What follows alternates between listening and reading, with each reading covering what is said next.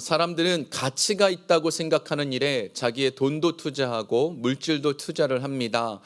굉장히 오래전에 한국에서 어떤 광고가 있었는데 이 광고 문구가 굉장히 유명했어요. 제가 한번 말씀드려 볼게 무슨 광고인지 한번 맞춰보세요. 열심히 일한 당신 떠나라 라는 광고 문구였습니다. 열심히 일한 당신 떠나라. 어떤 회사에서 이 광고를 제작했을까요? 카드 회사였습니다. 카드 회사. 열심히 일했으니까 가서 카드 많이 쓰라는 거예요. 여행도 가고 맛있는 것도 사 먹고. 근데 이 문구가 아주 정확한 것이 사람들은요 자기를 위해서 가치 있다고 생각하면 돈 쓰는 것도 아깝지 않고 자기의 시간도 드리고 모든 것을 다 드립니다. 그래서 내가 생각하기에 핵심 가치 키포인트 밸류가 무엇인지 알기만 한다면 자신의 인생을 드릴 수 있게 되는 거죠. 그 대표적인 사람이 누군가 하면 사도 바울입니다. 사도 바울은요 하나님을 잘 믿는 사람이었고 하나님을 잘 믿는 율법을 쫓아가는 것이 자기 인생의 핵심이라고 생각했습니다. 그러다가 다메섹 도상에서 예수 그리스도를 만났어요. 근데 예수 그리스도를 만나고 보니까 내가 쫓아가던 핵심 가치는 아무 의미가 없구나, 잘못된 것이었구나 하면서 자신의 인생을 들여서 예수님을 전하고 예수님과 함께하는 삶을 사는 것으로 바뀌어지게 됐습니다. 그래서 심지어 자기가 중요하다라고 생각했던 율법, 이 모든 자부심까지도 내려놓게 된 거죠. 그래서 핵심 가치를 알면 내 모든 것을 투자할 수 있습니다. 그래서 여러분도 신앙의 가장 핵심 가치를 아는 것이 중요합니다. 예수님께서도 마찬가지셨습니다. 예수님은 아주 중요하다고 생각되는 일이 있으시면 그것 때문에 다른 일들을 포기하셨어요. 오늘 본문 20절을 한번 볼까요? 함께 좀 읽어보겠습니다. 집에 들어가시니 무리가 다시 모임으로 식사할 겨를도 없는지라. 예수님께서 이제 늘 어디로 가는 곳곳마다 많은 사람을 고치셨습니다. 그러다 보니까 예수님이 가는 곳에는 인산인해를 이루었어요. 어느 집에 들어가셨는데 거기에도 예수님 계신다라는 소리를 듣고 사람들이 몰려오니까 그들을 치료하다 보니까 식사할 시간도 없었다라고 되어 있는 거지요. 사람들을 치료하는 것이 밥 먹는 것보다 더 중요하다라고 여기셨던 것입니다. 그래서 저도 이번에 한번 느꼈던 것이 무엇인가 하면 이번에 오살리 기도원에서 제가 도착하자마자 바로 그날 오후에 이제 성회를 인도했잖아요. 말씀이 끝나고 축도가 끝나고 이제 저 문을 통해서 저희 함께 예배를 인도했던 사람들과 나가려고 하는데 축도가 끝나고 저 문 앞에 한 15 정도, 20명 정도 되시는 분이 한 줄로 서 있더라고요. 그래서 설마 하는 마음으로 제가 이제 사회를 보시는 목사님께 여쭤봤어요. 안수를 원하시는 거냐고. 그렇다고. 그러면 안수를 해도 되는 거냐? 기도원의 규정이 그러냐? 그랬더니 안수를 해도 되는데 라고 하면서 또 사회를 본 그 목사님이 또 제 마침 후배였어요. 그러면서 조용히 귓속말로 얘기하더라고요. 형, 안수를 시작하면 힘들어져요 그러더라고요. 그래서 무슨 소리인지도 모르고 안수 첫 분의 이제 기도 제목을 듣고 안수가 딱 끝나자마자 눈을 떴는데 100명이 서 있는 겁니다. 그리고 한 4명쯤 끝났는데 한 300명쯤 된 것 같아요. 대충 보기에. 이게 제 후배가 다른 또 후배가 사진을 우연히 좀 찍어줬습니다. 그래서 사진을 한 번만 보여줄 수 있나요? 여기 지금 요 앞에만 보이시죠? 실은 저 뒤로 보면 저 2층, 3층까지 줄 서 있어요. 그래가지고 이게 이미 지금 반 정도 지날 때였거든요. 그래가지고 그때 제가 느꼈던 게 이제 한참 안수를 계속 하는데 목사님들이 오셔서 빨리 하셔야 된다고 그냥 빨리 손만 얹고 기도만 해주고 가시라고 얘기를 하시는데 제가 그렇게 할 수가 없었습니다. 왜냐하면 한 사람 한 사람 모셔서 목사님 제가 문제가 있어요 하고 기도 제목을 얘기하는데 외면할 수가 없었습니다. 그중에 너무 예쁜 제가 지금도 기억이 나는데 너무나 예쁘게 생긴 6살 정도 되는 여자아이가 직접 제게 기도 제목을 얘기하는 거예요. 목사님 저 심장병이에요. 가슴이 막 철렁 내려앉더라고요. 걔를 꼭 끼안고 기도하고 어떤 분은 제 남편이 사다리에서 떨어졌는데 뇌사 상태예요. 제 딸이 뇌출혈로 지금 사경을 헤매고 있어요. 그 어떻게 외면할 수 있겠습니까? 그래서 한 사람 한 사람 다 기도할 수밖에 없었습니다. 그 기도할 때 제가 느꼈던 것 마침 오늘 이 본문이었는데 이 20절의 말씀이 떠올랐어요. 예수님도 외면할 수 없으셨겠구나. 밥 먹는 게 중요한 게 아니라 한 명이라도 더 살리는 게 예수님의 마음이셨겠구나. 그 마음이 느껴져서 저도 그 예수 그리스도의 마음을 조금이나마 느낄 수 있었습니다. 자, 그런데 우리 예수님께서는 사람들이 나올 때, 사람들이 고쳐주기를 바라러 나올 때 그들을 고치는 게 예수님의 사명이었습니다. 중요한 일이었어요. 밥 먹는 게 중요한 게 아니었던 거죠. 그런 것처럼 우리 인생에 진짜 중요한 일을 만나면, 진짜 중요한 게 뭔지를 알면 우리 카드 쓰러 다니지 않을 거예요. 그거보다 더 중요한 일을 위해서 인생을 살아갈 수 있게 된다라는 것이죠. 그게 무엇인가? 오늘 본문에 보면 이렇게 표현을 합니다. 21절 우리 함께 좀 읽어보겠습니다. 예수의 친족들이 듣고 그를 붙들러 나오니 이는 그가 미쳤다 하밀러라. 예수님의 모습을 바라보고 사람들이, 그 친척들이 그러는 거예요. 지금 저 예수가 미쳤다라고. 왜 그런가 하면 30살이 될 때까지만 해도 그냥 몫으로서 집안에서 별 문제 없이 있었는데 갑자기 30살이 되어서 하나님의 일을 하러 다니는 거예요. 사람을 고치고 있고 또 사람들에게 하나님의 나라를 선포하는 것이, 친척의 입장에서 본다면 내가 어렸을 때부터 저 예수를 아는데 왜 저 갑자기 저러고 있느냐고, 왜 저렇게 하는 거냐, 저 지금 미친 게 아닌 거냐, 이런 관점으로 볼 수밖에 없었던 것이죠. 세상적인 기준으로 본다면 우리가 하나님의 일을 하는 것, 하나님의 영광을 위해서 하는 것 자체가 미쳤다라고 볼 수밖에 없어요. 제가 예를 한번 들어볼게요. 만약에요, 여기 지금 직장 다니시는 분들 있잖아요. 사업하는 사장님들 말고 직장 다니시는 분들 한번 예를 들어볼게요. 직장 다니시는 분들이 앞으로 제가 3년 반 동안 돈 하나도 안 벌고, 돈 안 받고 세븐데이 내내 일해드리겠습니다. 공짜로 일해드리겠습니다. 여러분 지금 그렇게 하실 수 있나요? 지금 표정에서부터 말하고 있죠. 그런 건 생각도 할 수 없습니다. 만약에 제가 사장님한테 가서 사장님, 제가요 앞으로 3년 반 동안 사장님을 위해서 돈 하나도 안 받고 일주일 내내 일할 겁니다 라고 말하면 사장님이 고맙다 그럴까요? 미쳤다 그럴까요? 네. 그 제정신이냐 그러겠죠. 너 왜 그러냐 그러지 않겠습니까? 세상적인 기준으로는요, 뭘 대가를 받아야 돼요. 내가 뭘 한 만큼 대가를 받아야 돼요. 그런데 하나님의 관점에서 본다면 하나님의 일을 할 때는 그 대가를 바라지 않고 그 핵심 가치를 위해서 달려가거든요. 우리 교회 일도 마찬가지입니다. 우리 교회 지금 이 예배가 준비되기 위해서 정말 많은 분들이 수고를 하십니다. 여러분이 들어오실 때부터 주보를 나눠주시는 분, 운전을 해주시는 분, 예배팀, 찬양팀, 또 각종 방송 여러 가지 수많은 사람들이 지금 애쓰고 이 예배를 위해서 헌신하고 계세요. 그런데 그들이 대가를 바라고 무엇인가를 바라고 하는 것이 아닌 거죠. 왜냐? 핵심 가치 예수 그리스도를 쫓아가는 것에는 세상적인 기준이 우리에게 적용될 수 없는 겁니다. 고린도전서에 보면 이런 말씀이 있습니다. 고린도전서 2장 14절에 보면 육에 속한 사람은 하나님의 성령의 일들을 받지 아니하나니 이는 그것들이 그에게는 어리석게 보임이요 또 그는 그것들을 알 수도 없나니 그러한 일은 영적으로 분별되기 때문이라. 이게 무슨 말인가 하면 육에 속한 사람은 하나님의 영적인 일들에 대해서 이해가 안 되는 거예요. 왜 저렇게 하느냐는 거죠. 왜 그렇게 하느냐는 거예요. 세상 사람들이 보면 지금 이 예배드리러 나와 있는 여러분들을 보면 이해 안 될걸요. 왜 저기 앉아 있냐고, 이 시간에 나가가지고 뭐 놀든지 돈을 벌든지 뭘 하지 왜 여기 앉아 있냐고. 세상적인 기준으로 본다면 하나님의 일은 절대로 이해될 수 없는 것입니다. 그래서 우리 삶 속에서 예수 그리스도를 제대로 믿는다면 저 사람 미쳤다라고 이 말을 들어야 돼요. 예수를 진짜 믿는다면 저 사람은 예수에 미친 사람이라고 이 말을 들어야 돼요. 이 말을 들은 대표적인 사람이 누군가 하면 사랑의 교회 옥하는 목사님입니다. 이분은 그것이 자신의 큰 소망이었어요. 그래서 광인이라는 표현을 썼습니다. 나는 예수에 미친 사람, 예수 그리스도를 쫓아가기 위해서 노력하는 사람, 예수 그리스도를 닮아가기 위해서 노력하는 사람 누구였냐? 바로 옥하는, 이런 마음을 가지고 살았습니다. 그런데 이것이 우리의 마음이어야 돼요. 우리의 마음이 예수 그리스도를 닮아가기 위해서, 예수 그리스도 쫓아가기 위해서, 예수님께서 정말 내가 가셨던 그 길을 한번 쫓아가겠노라, 이런 미친 마음이다라는 마음으로 살아야 되는 것이죠.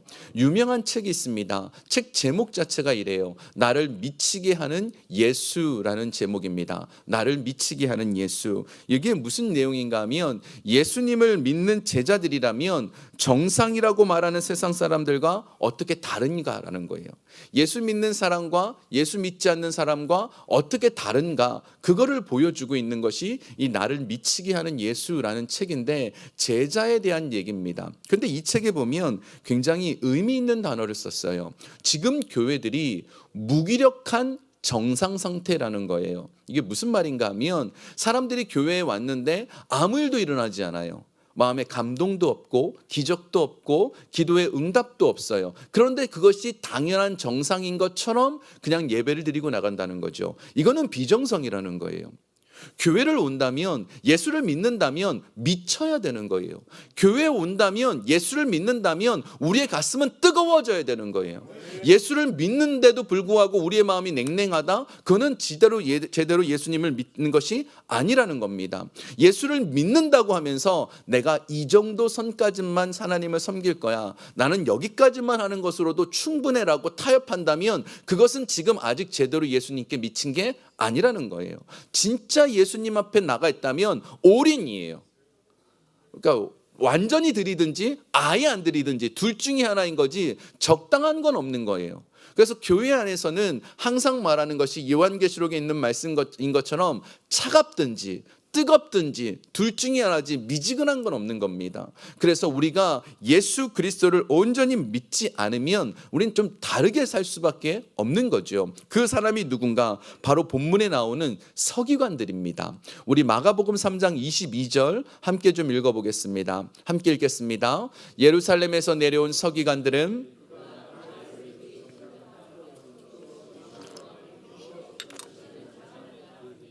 아멘.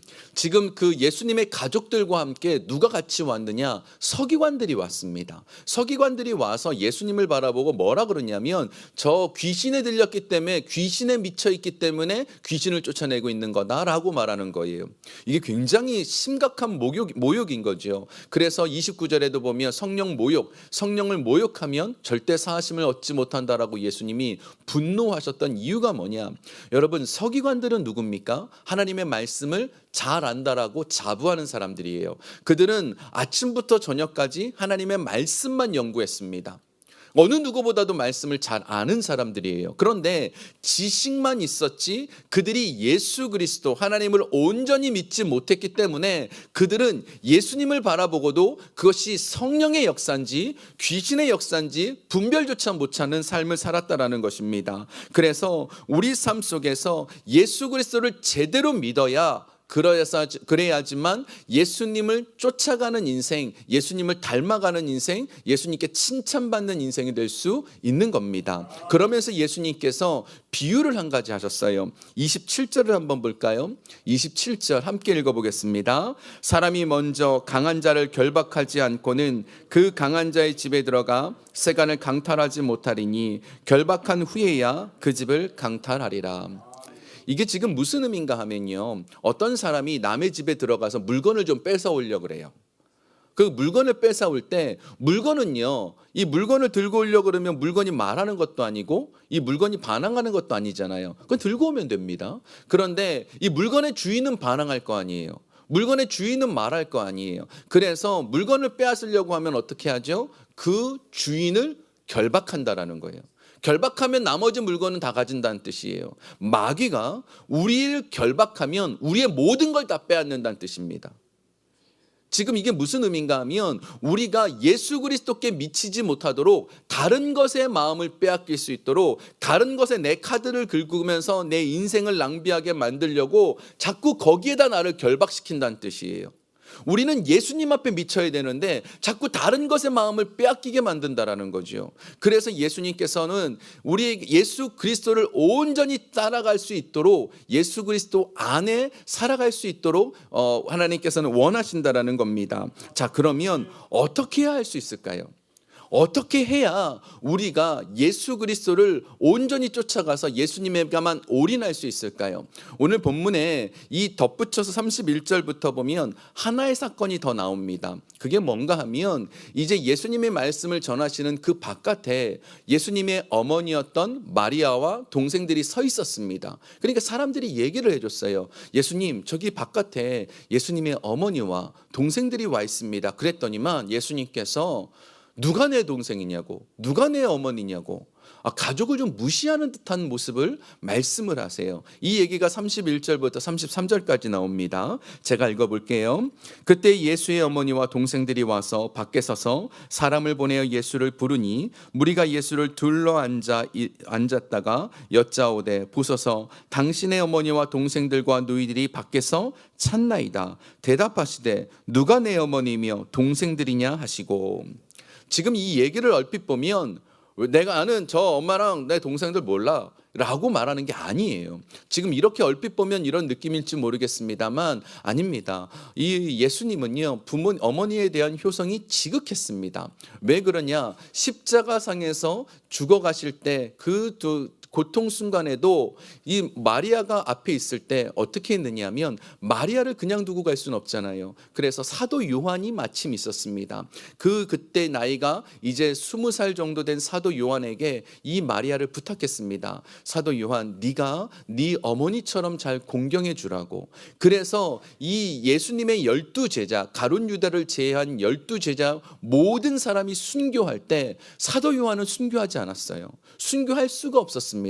자기신도 형들처럼 순교의 영광스러운 자리를 가고 싶었지만 그렇게 못했던 이유가 마리아를 돌봐야 됐기 때문에, 평생 동안 마리아를 돌보면서 살았기 때문에 이 사도 요한은 순교하지 못했었습니다.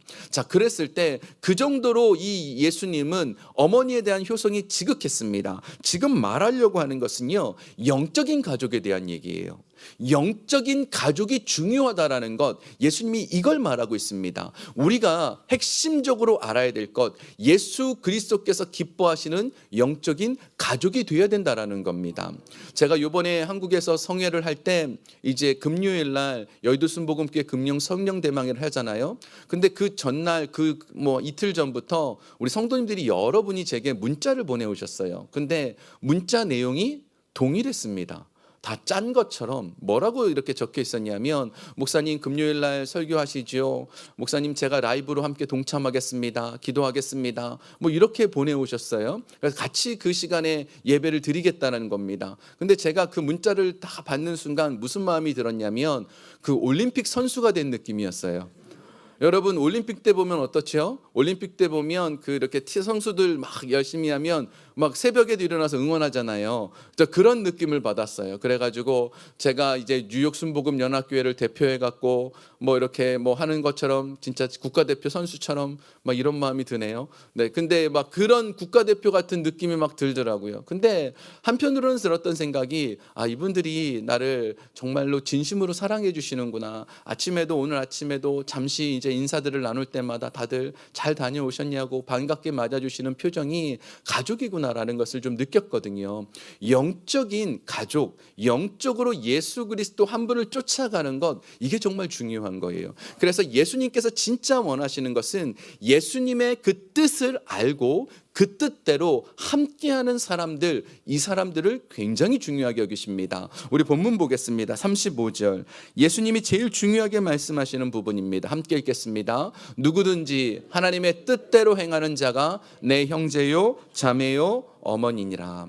하나님의 뜻대로 행하는 자, 이것이 제일 중요한 핵심 가치라는 겁니다. 하나님의 뜻을 알고 그 뜻대로 행하는 것. 자, 그러면 하나님의 뜻을 알려면 어떻게 해야 될까요? 하나님의 뜻을 알려면 하나님께서 내 안에 들어오셔야 됩니다. 그래야 하나님의 뜻을 알 수 있어요. 예수 그리스도를 인격적으로 만나고 성령님께서 내 안에 있어야지만, 그래야지만 우리는 하나님의 뜻을 알 수 있어요. 이거는 조금 비밀은 비밀인데, 이렇게 안수를 이렇게 기도원에서 하다 보면 200명, 300명 모든 분들이 안수할 때 제 가슴이 다 뜨거워지는 게 아니에요. 어떤 분들이 기도 제목을 그분은 절실하다고 내놨는데 기도를 막상 손을 얹으면 차가워질 때가 있어요. 그래서 제가 느낄 때마다 느끼는 것은 그분들의 마음속에 이것이 욕심으로 기도를 하고 있는가? 아니면 진심으로 기도하고 있는가? 내가 하나님의 자녀로서 기도를 하고 있는가? 아니면 기능적으로 어떤 일적으로 그저 하나님께 뭔가를 얻기 위해 기도하고 있는가? 이런 것들이 조금 느껴지더라고요. 그런 것처럼 내 인생을 살면서 성령님께서 내 안에 들어오시면 하나님의 말씀이 깨달아지는 거예요. 지금 여기 이 순간에도 여기 앉아 계시면서도 저를 바라보시면서 혹시나 다른 생각이 막 드십니까? 다른 생각이 막 상상이 나를 펼치고 계십니까? 그러면 지금 내 마음속에 온전하게 성령님께서 나를 주장하시고 있는 상태가 아닌 거예요. 그런데 반대로 지금 하나님의 말씀이 막 느껴지고 하나님의 은혜가 깨달아지기 시작한다면 성령님께서 붙잡힌 바 되는 상태인 거죠. 그럴 때 하나님의 뜻을 알 수 있는 거예요. 그래서 우리가 해야 될 일은 하나님의 뜻을 알기 위해서 성령 충만하고 매달리고 하나님을 만나야 됩니다. 그러면 성령님께서 내 안에 계시기 때문에 이렇게 조명해 주신다 그러죠. 조명, 빛을 비춰주시면 빛나게 되고 알게 되는 겁니다. 저희 교회 조명이 이렇게 비춰지잖아요. 여의도 순복음교회를 가니까 그런 말 많이 하더라고요. 이렇게 사진 이렇게 스크린 나오는 모습 보고 너무 잘 나왔다고. 제 얼굴이 잘난 게 아니고요. 조명이 좋더라고요. 조명이 좋고요. 카메라가 좋더라고요. 그래서 잘 나오는 거더라고요. 근데 조명이 잘 비춰지기 시작하면 밝히 알게 돼요.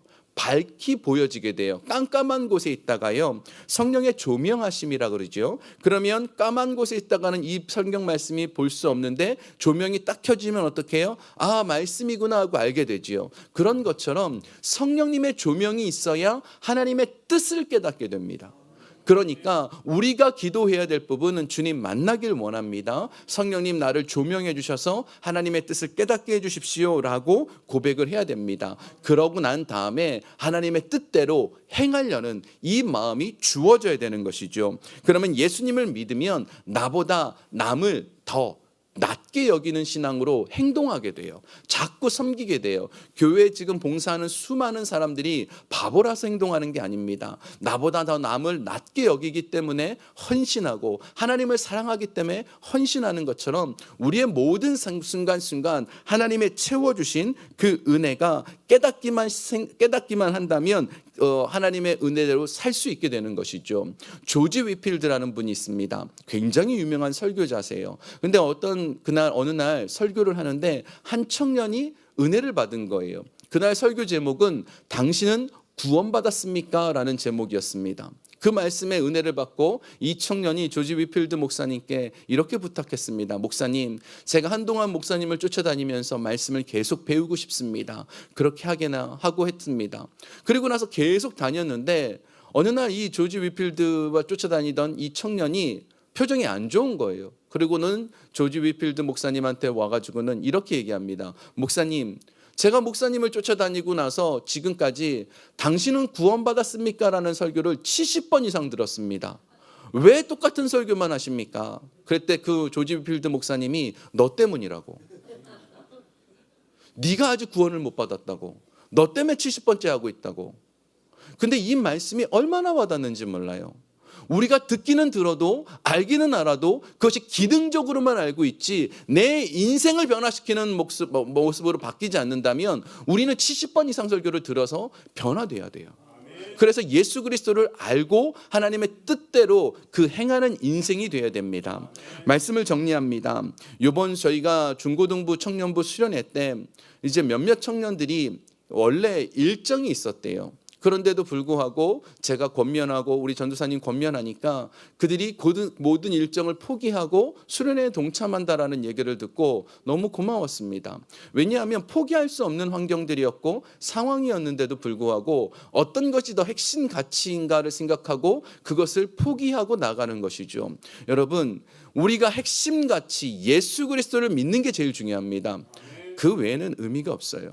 인생이라는 게 그렇습니다. 인생, 하나님께서 우리 인생 속에서 한 번 살게 하는 인생, 정말 예수 그리스도 안에서 예수 그리스도를 제대로 믿고 미치는 인생, 예수 그리스도 안에서 달려가는 인생이 될 필요가 있는 것이죠. 저는 이번에 한국 갔을 때 어느 때보다 감격적인 시간을 보냈습니다.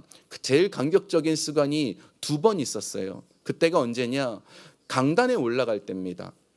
그 강단은 아마도 아무나 올라갈 수 없는 곳이겠지요. 그 이제 여의도 순복음교회 그 강단 위로 올라가는 그 길이 이렇게 나선형으로 돼 있더라고요.